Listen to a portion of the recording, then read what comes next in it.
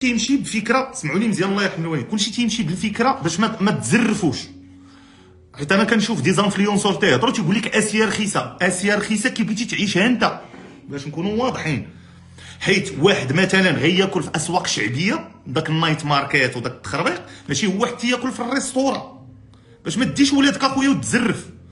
دابا انت مثلا غتمشي للنايت ماركت، ماشي هي مثلا تاكل ولا في دوك الاسواق الشعبيه ديالهم، راه ماشي هي كتاكل في مطعم.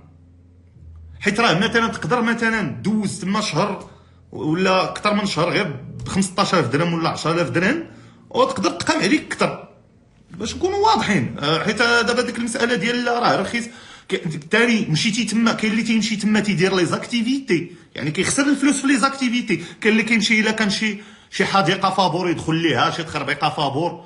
واش فهمتيني؟ باش علاش؟ لانه غتهضر مع الناس غيقول لك اخويا انا مشيت مثلا جلست شهر تما خسرت 10000 درهم، وغتهضر مع واحد غيقول لك خسرت 10 مليون. باش نكونوا واضحين، راه ما تمشيوش تصيدوا في هذه المساله. وثاني في الفنادق كاين اللي بغى يمشي للهوستل، هاصل اخي راه جالس مع عباد الله، راه بغى يتقام عليك بوالو. غير المهم باش ما تصيدوش من هذا. راه اسيا رخيصه، هي اسيا رخيصه مقارنه مع المغرب. كي قلت لكم الجوده ديال الفنادق، جوده الخدمات السياحيه، لي زاكتيفيتي، عارفين فين تخسر الفلوس، كاين فين تخسر الفلوس، وداك الشيء فين تخسر الفلوس كيتقام رخيص الا بغينا نقارنوه مع المغرب.